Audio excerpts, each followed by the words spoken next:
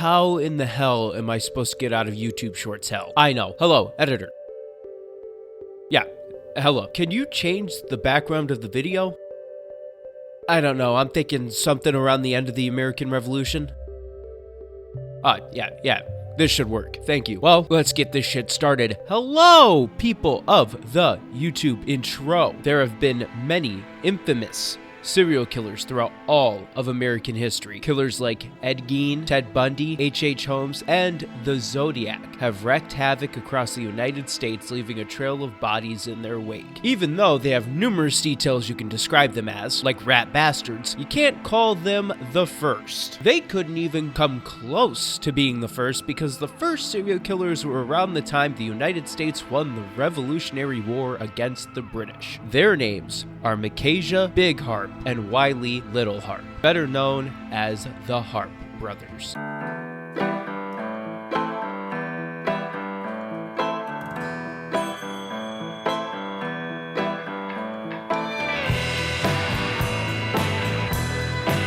These two brothers were highwaymen, river pirates, and the requirement for being a serial killer, murderers. Their crimes extended to states like Tennessee, Kentucky, Illinois, and Mississippi during the late 18th century. Their stories and actions have entered American folklore, making historians actually struggle trying to separate facts from legends told over generations. There are very few reliable records from this time period, with the earliest account of the Harpe brothers being from 30 years after their death by Judge James Hall. Honestly, just covering my ass for the inevitable contradictions I start saying. Historians believe the Harpes have confessed to 39 killings, but they could have killed up to 50 people, maybe even more. They also believe that their motives for such murders were more from bloodlust than any potential monetary gains. Bear with me. No, literally, there's an actual bear with me right now. So, bear with me as I attempt to put events into chronological order, considering that a majority of their actions aren't dated. Believed to be born in what is now Orange County, North Carolina, to Scottish parents, it's possible the Harpes weren't even brothers. We're immediately throwing the brother thing out the fucking window. Theories have been made that the Harpes were actually first cousins. Big Harpe, born as Joshua Harper, was born on or before 1768. His cousin brother, Little Harpe, born as William Harper, was born on or before 1770. Their fathers, John and William Harper, emigrated from Scotland in 1759 or 1760, finally settling in Orange County in 1761 and 1763. The Harpes were Calvinists, which is simply just another sect of Christianity because we don't have enough of those things already. They were also Tories, which is a group of people who wanted the monarchy and church to hold power instead of taking some away and giving it to a parliament. John and William Harper may have joined a Tory militia during the War of the Regulation from 1765 to 1771, when colonists in the Carolinas took up arms against what they saw as corrupt officials and officers. Historians would say that the colonists didn't want to change the government, they just wanted it to be less corrupt and more fair to them,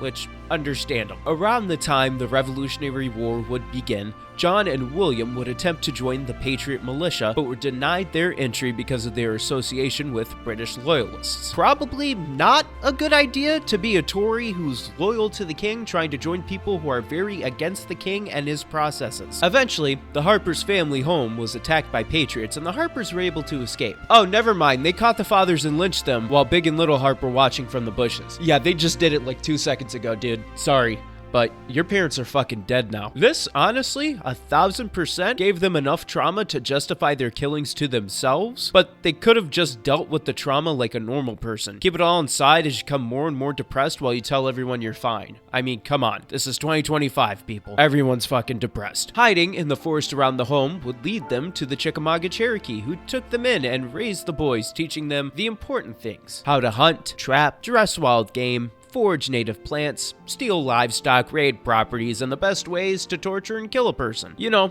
normal activities for a person to know. Just really fitting the stereotype of savage Indians, huh? Through these teachings, the Harpes learned that the Chickamauga Cherokee shared the same beliefs, which I can only imagine is that every colonist needs to die. In April or May of 1775, the Harpes left North Carolina and went to Virginia to try and get jobs as overseers on a slave plantation.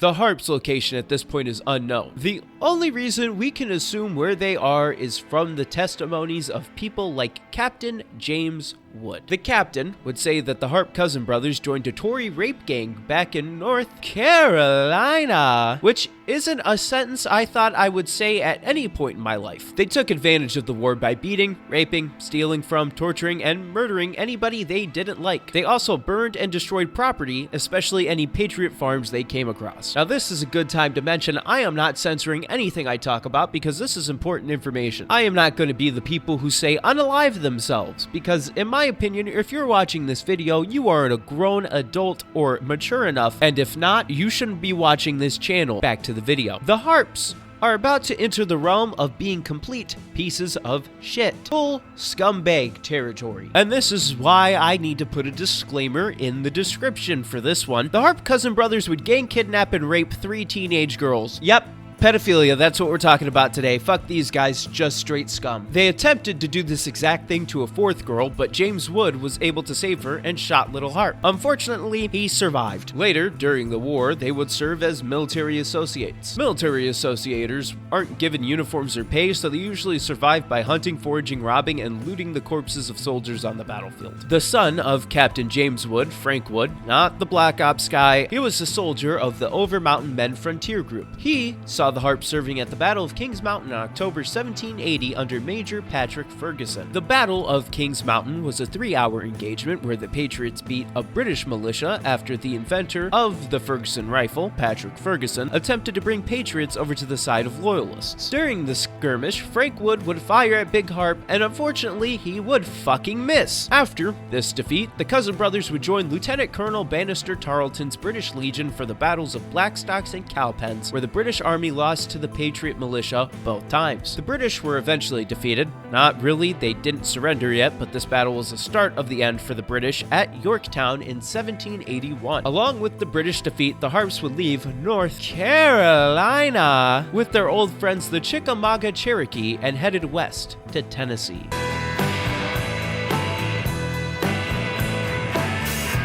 The Chickamauga Cherokee would separate from the main tribe of Cherokee after the Revolutionary War. They chose not to sign a peace treaty with the newly formed U.S., and Dragon Canoe and his followers left the tribe. On April 2nd, 1781, the Harpes would join a war party of the Chickamauga to attack Fort Nashboro in what is modern-day Nashville, Tennessee. Their war party days didn't end there. On August 19th, 1782, they joined another war party of the Chickamauga, this time backed by the British, at the Battle of Blue Licks. In this battle, they helped defeat an army of patriots led by the famous frontiersman Daniel Boone. Another war party with the Harpe cousin brothers re-attacked Fort Nashboro on July 20th, 1788 or April 9th, 1793. During these multiple war party attacks, the Chickamauga tribe along with the Harpes lived in Nickajack, Tennessee, near Chattanooga, for 12 or 13 years. While living in Nickajack, which scares me every time I say it because I'm a very white man, they decide to continue kidnapping people. They kidnapped Maria Davidson and Susan Wood, who is the sister of Frank Wood. 4 other men lived with the Harpes in the Chickamauga tribe. Moses Doss was one of these men, and he started being concerned for the women accompanying the Harpes. Moses would voice his concerns to Big and Little Harpe, and they took it to heart and let the kidnapped women go because they're normal human people. Wait, never mind. They're not normal. They just straight up killed them. They probably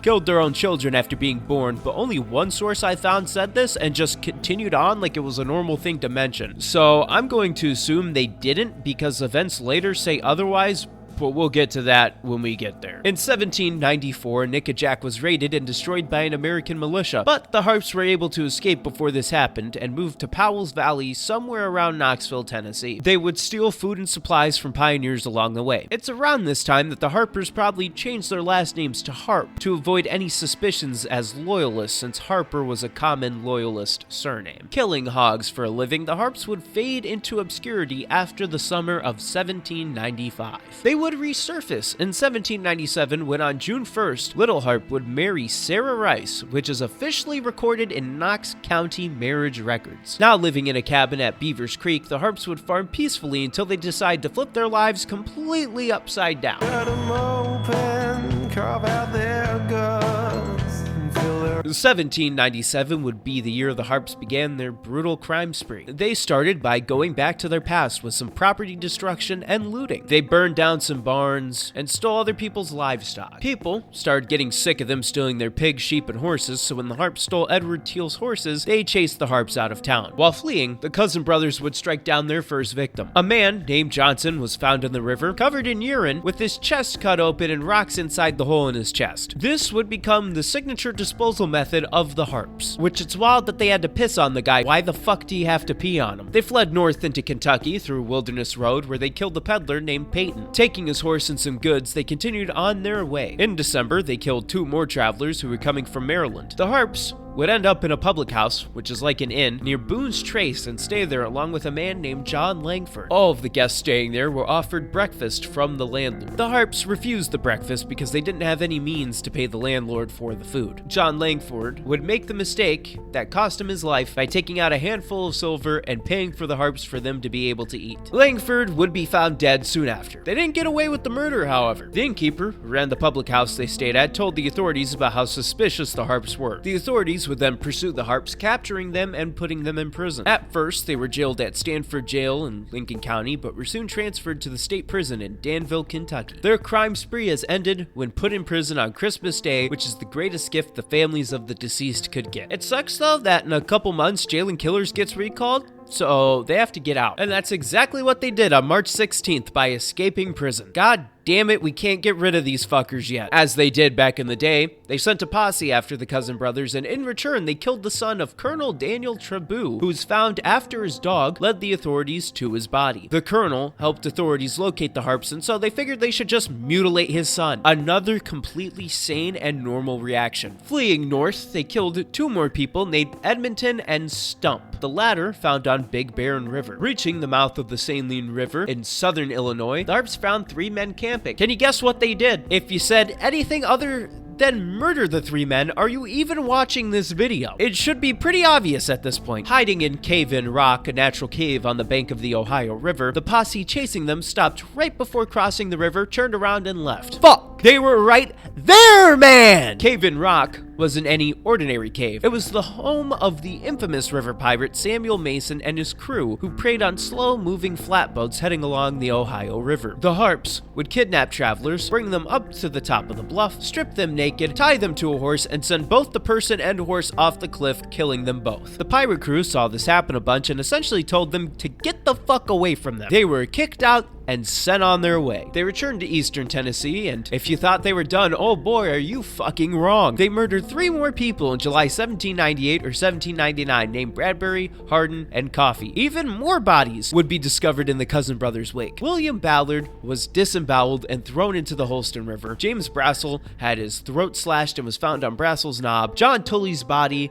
was also discovered. At some point, the Harps moved to south and central Kentucky, where the bodies of John Graves and his teenage son were found after they were beaten to death with an axe. The return of the Harps made the governor of Kentucky, James Garrard, release a bounty on the pair. The reward for the capture or killing of the cousin brothers was $300, which in 2024 was $5,671. The bounties came with descriptions of the Harps, which is the only way we have an idea of what they look like. They were described as Macasia Harpe, alias Roberts, is about 6 feet high, of robust make, and is about 30 or 32 years of age. He has an ill-looking, downcast countenance, and his hair is black and short, but comes very much down his forehead. He is built very straight and is full-flushed in the face. When he went away, he had on a striped nankeen coat, dark blue woolen stockings, leggings of drab cloth, and trousers of the same as the coat. Wiley Harpe, alias Roberts, is very meager in his face, has short black hair, but not quite so curly as his brothers. He looks older, though really younger, and has likewise a downcast countenance. He had on a coat of the same stuff as his brothers, and had a shirt-out coat over the closed-bodied one. His stockings are dark woolen ones, and his leggings of drab cloth. They would also kill a young girl, a young slave, and an entire family while they were busy sleeping at their campsite. In Logan County, they would attack a black kid riding his horse with a bag of corn. They bashed his head against a tree until he died, and left the corn and horse behind. They really out here just killing people for the fuck of it. If you thought bashing the head of a black individual against a tree was bad, just wait until Big Harpe does it to his own infant daughter. Yes, Big Harpe killed his own infant daughter by bashing her head against a tree for crying too much in August 1799 in Russellville, Kentucky. Fuck this guy, long way style. He has shown remorse for it later on, but still fuck this guy. They would move into a cabin at Canoe Creek the same month the body of Trowbridge was found disemboweled at Highland Creek. On August 20th, James Tompkins saw the cousin brothers and invited them into his house while mistaking them for preachers. The Harpes, surprisingly, didn't kill James and actually helped pour new powder into his gun after he complained about the ineffective powder in it. The Harpes would leave his house and move on to their next victim. They planned to attack the home of Justice for Peace Silas McBee, but his dog scared them off before they could do anything. Big and Little Harpe ran and took shelter inside the home of the Stegalls in Webster County. Another man was staying with the Stegalls at the time, Major William Love, who would be murdered later in the night for snoring too loud. The cousin brothers decided, fuck it, time to kill everybody in this fucking house. They would slit the throat of a baby, because why the fuck not at this point, and be caught in the act by Mrs. Stegall, who was quickly murdered. They burned down the house and took the money the Stegalls had. They would also arrest two people for committing the crime they just did by the names of Gilmore and Hudgens. Gilmore would be shot and Hudgens ran away, but was caught soon after and murdered.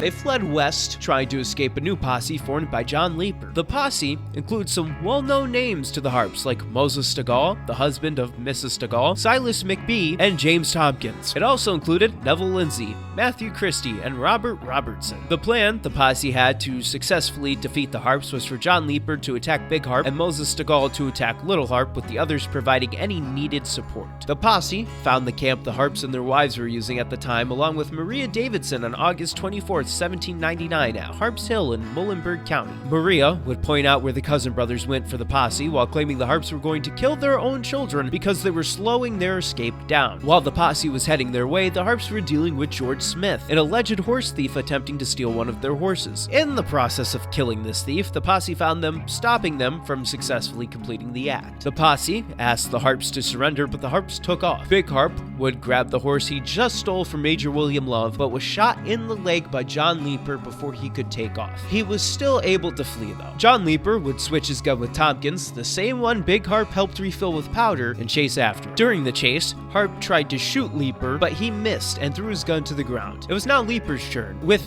the very same gun Big Harpe helped fill, he was shot in the back and pulled from his horse onto the ground. This is where Harpe confessed to 20 murders and showed remorse for only one of them, the killing of his infant daughter. Big Harpe would then ask if Moses Stegall was a part of the posse, and when told yes, he would exclaim that he was now a dead man, and he would be right. When Moses showed up, he immediately killed Big Harpe by one of three ways: a shot to the head, a shot to the heart, or the only way to get revenge, cutting his head off while he was still conscious. Either way, he killed him. Big Harpe's head was cut off and brought to Hopkins County, but the bounty wasn't collected. The head would be spiked on a pole or tree at a crossroads near the Stegall cabin at Highland Lick, now known as Harpe's Head. The crimes of the Harpes haven't ended just yet, as Little Harpe escaped and rejoined the Mason gang. 4 years after the death of his brother, Little Harpe, after robbing people along the Natchez Trace, may have been recaptured along with the leader of the gang, Samuel Mason. Unrecognized as Little Harpe and going by a completely different name, John Sutton, his captors had no idea what monster they had locked up. Harpe and Mason would escape as a storm ravaged the transport, moving them to another prison. Mason would be shot during the escape, and Little Harpe started forming his plan of betrayal. Harpe would recruit Peter Alston, going by the name James May in the gang,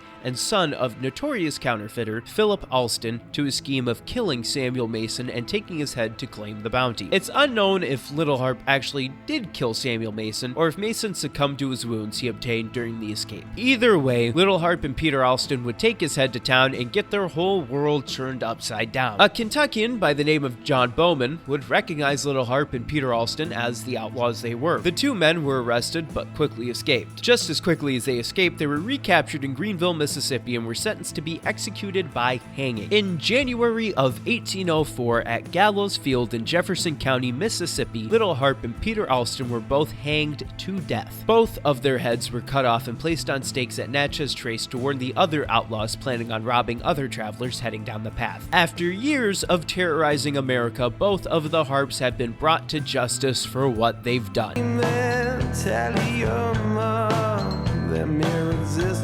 I bet you're wondering what happened to the women that were forced into relationships with the Harps. I guess in some way, shape, or form this is a good ending. According to John Musgrave, the women lived normal lives after the Harps met their deserved end. After the death of Big Harpe, the women were apprehended by the posse and brought to the prison in Russellville, Kentucky, being released soon after. Moses Stegall wanted to kill the women, so they were snuck out at night to avoid Stegall's wrath. It's kind of fucked up you want to kill the women because the men killed your family, but I fuck with it. Sally Rice would move back to Knoxville to live with her father once again. Both Maria Davidson and Susan Wood would live in Russellville for a time while they figured out what to do next. Susan Wood would then remarry and move to Tennessee, with her daughter eventually moving to Texas. Maria would marry John Huffstutler on September 27, 1803, while living at Colonel Butler's plantation. They would move to Hamilton County, Illinois in 1828 and have numerous children. Maria would die in 1860. Back to Sally Rice, where she would also remarry. Traveling with her husband and father via Cave in Rock Ferry, they would end their journey in Illinois. At least the women get a happy ending.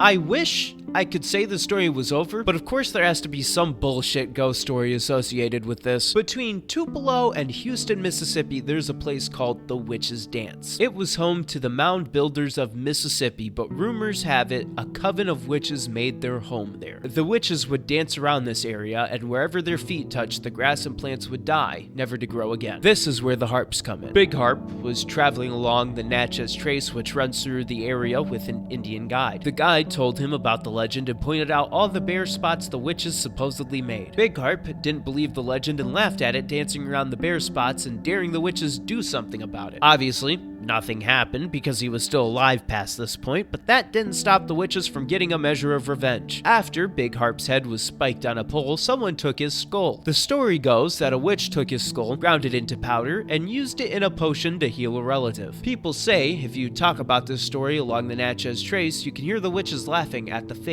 of Big Harpe. The Harpe cousin brothers, the first two serial killers in America. They're even older than Jack the Ripper, and they don't get the credit they honestly don't fucking deserve. I would appreciate it more if these two bottom-of-the-barrel scumbag-ass bitches would stay irrelevant and not well-known in any way. Keep their asses in the past and forget about them. Fuck serial killers, they're pieces of shit. Stay golden, people of the YouTube intro. Now, how in the fuck do I get out of the American Revolution? Also, what the fuck do I do with this bear?